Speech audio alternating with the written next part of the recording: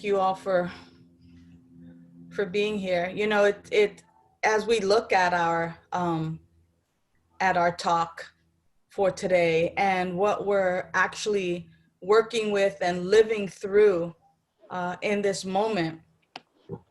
As you can see on your screen, for those of you who are on your monitors, um, in our monthly theme today, week 5, the 5th Sunday of the month, you know, my life is the life of the divine made manifest. My life is the life of the divine made manifest.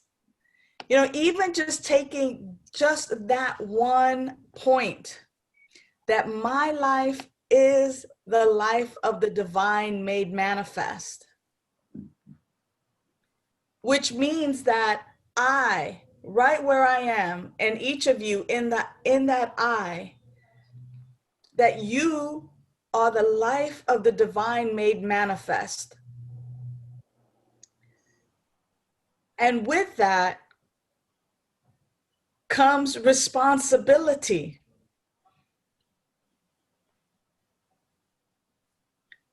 It brings lots of joy, but it brings lots of responsibility. The responsibility that because my life is the life of the divine, that means that which is true of God is true of me. And that means that which is true of God is true of each and every person, thing, everything. So it's my responsibility to care for myself, but to also care about God as the person in the square next to you, or above you, or below you, or the person who physically lives next to you or around you. That each of us is the unique and unrepeatable way that God shows up on this planet. And yet, what happens for us is that we fail to recognize this about ourselves and about others. And we have work to do. Yeah. We have work to do. We're calling for peace. We're calling for equanimity. We're calling for equality. We're calling for love. We're calling for an end to what's happening on our planet, in our world, right here in the United States of America. We're not so united. Even in our consciousness, we're not even a united state of consciousness.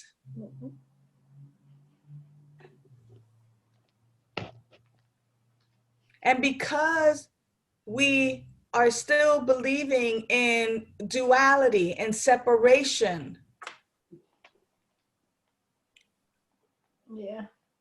This outpicturing is what happens. And it's not about a blame or shame, but more about an opportunity to really use our hands, our hearts, our heads for the uniting in consciousness of our planet, of humanity.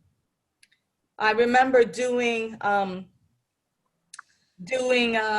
facilitating with young high school students, and we talked about the head, the heart, and the hands, the 3 H's. And today, you know, we're talking about the hands, and the head symbolizes what I think.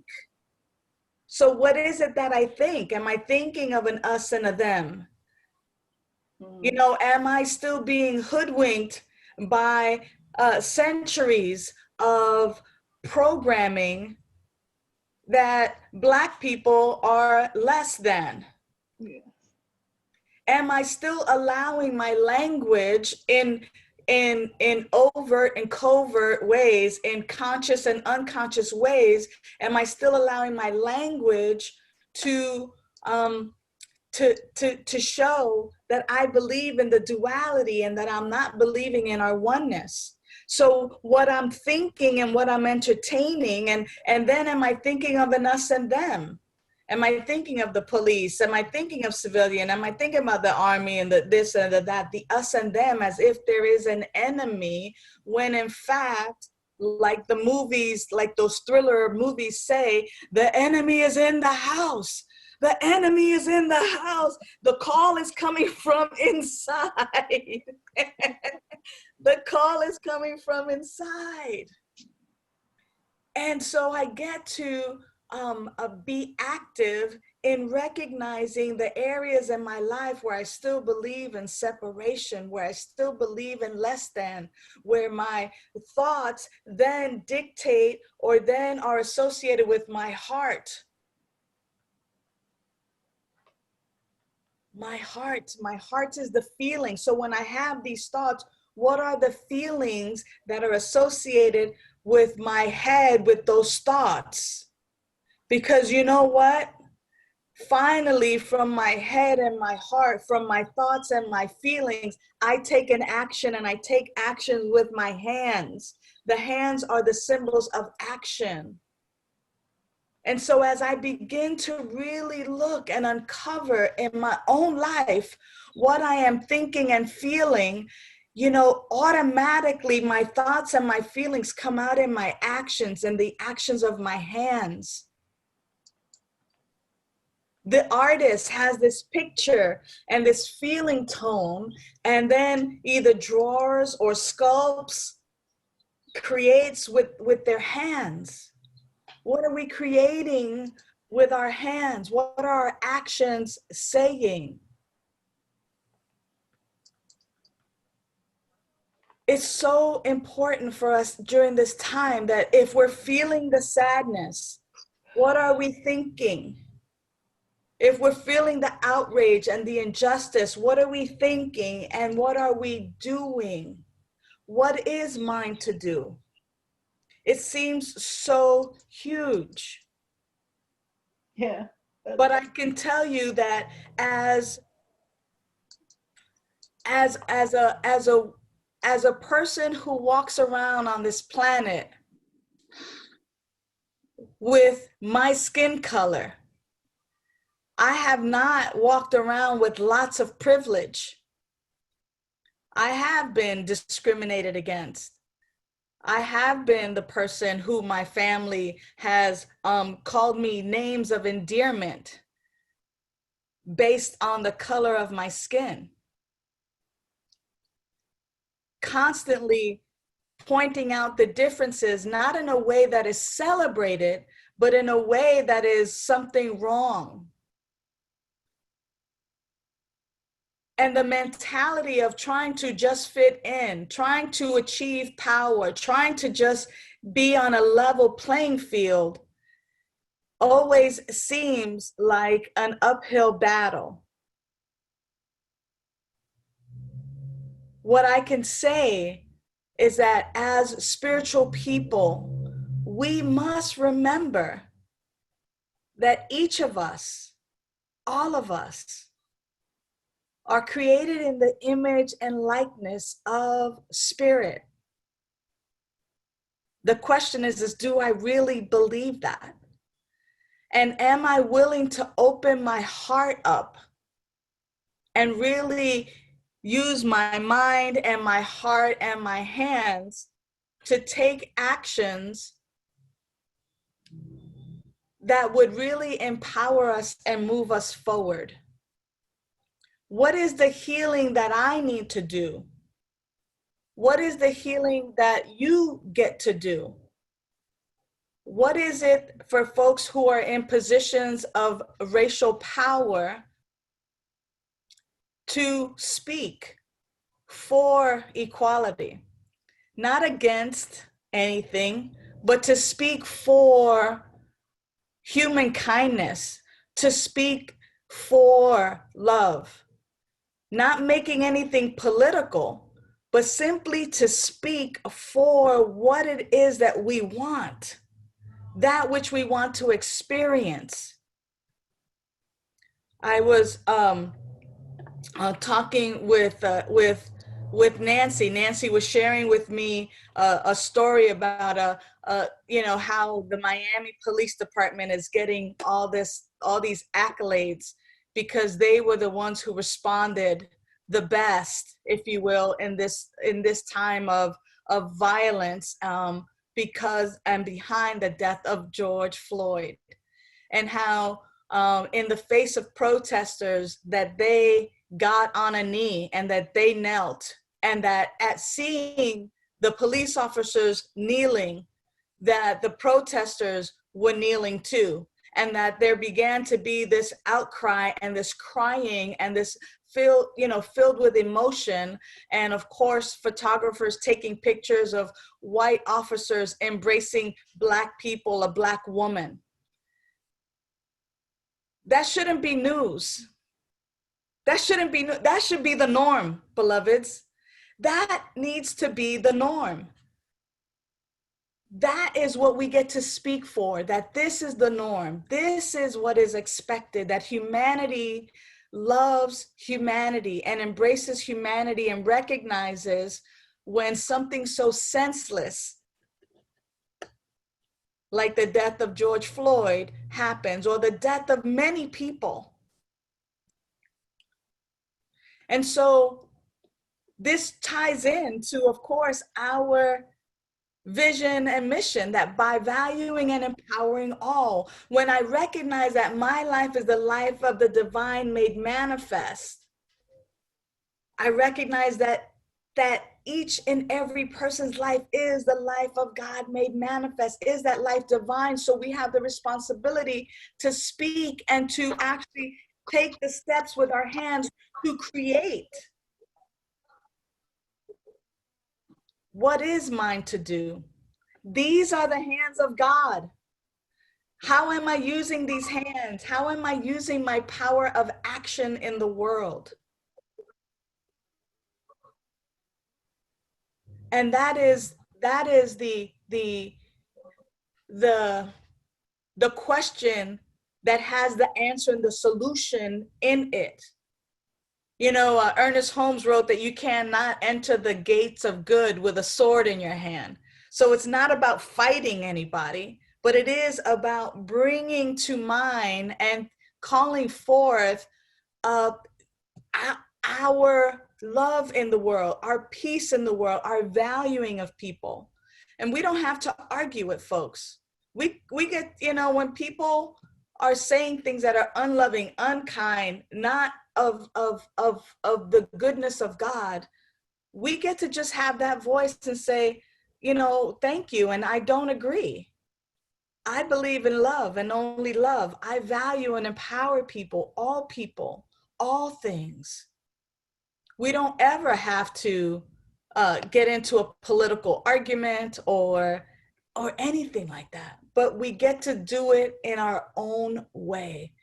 We get to stand for love in our own way. We get to stand for peace in our own way.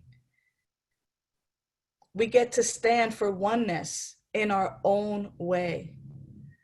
It was is written by Raymond Charles Barker that all creation starts with desire. God desired self-expression, and the cosmos were born. The desires of your heart are the possibilities that can be made manifest in your experience. The desires of your heart are the possibilities that can be manifested in your experience. And that comes from The Power of Decision by Raymond Charles Barker. And that is what is ours to do today. I can't say, okay, all Black people do this, all Latinos do this, all biracial and mixed people do this, all white people do that. No, I do get to say, hey, we have spiritual principles and spiritual tools. And we must first start here with ourselves. And we get to examine and look And if there is, as my beloved practitioner Gary likes to say, when bringing in the Christ, right? It's just like, don't worry about the sty in my eye. Look at the log in yours. Take the log out of your eye first before you look at the little splinter that's in my eye. In other words, we get to do our work, and then we get to make manifest the desires of our hearts, because guess what? The desires of our hearts are happening. It's happening by default. And when there's a crack in the vessel, that, it is weakened. So we get to go, wow, yeah, I really don't like what's happening. Let me examine what's up with me first. There it is. There it is. Let me remove that. Oh, no wonder. I'm still believing in separation here. There it is. It's plain. I look at it. I see it.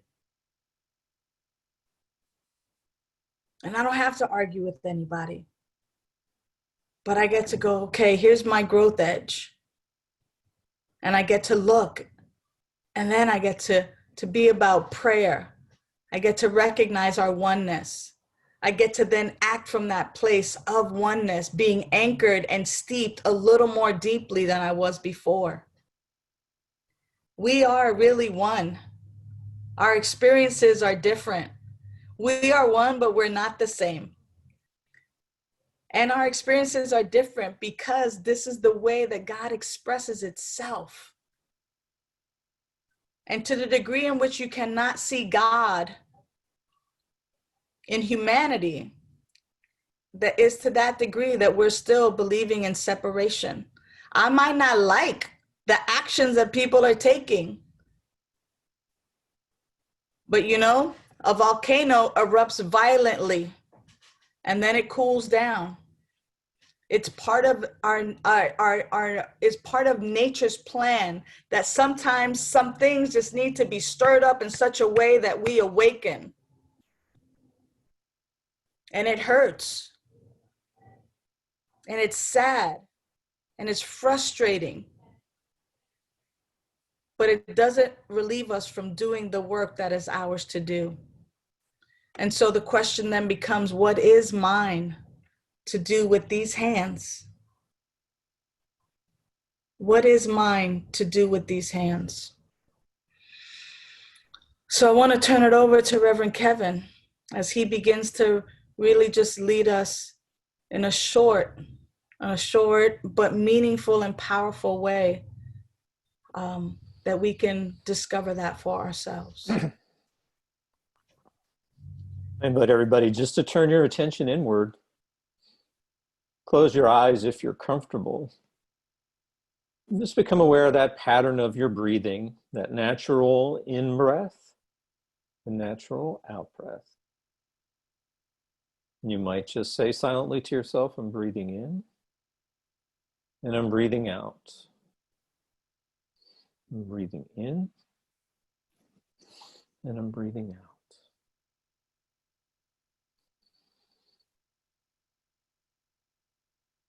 And I will, I'm opening your consciousness to this affirmation that love guides my hands in divine right action. So just breathe that in and out. Love guides my hands in divine right action.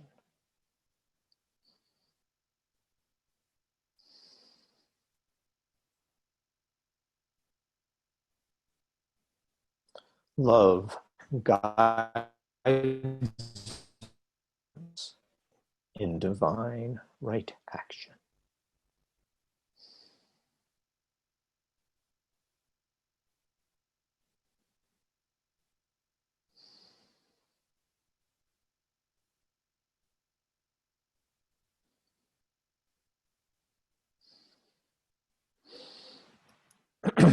And so I notice in this moment a divine circulation,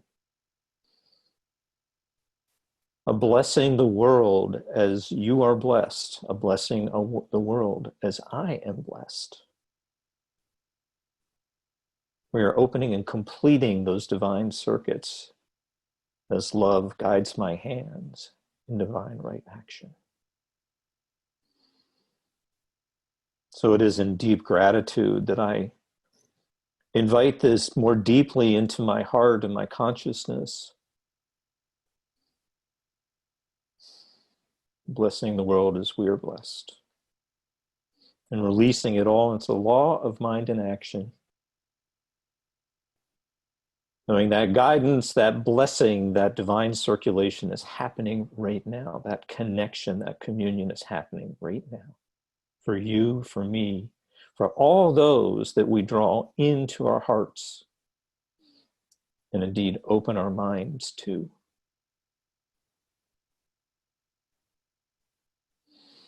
And so it is.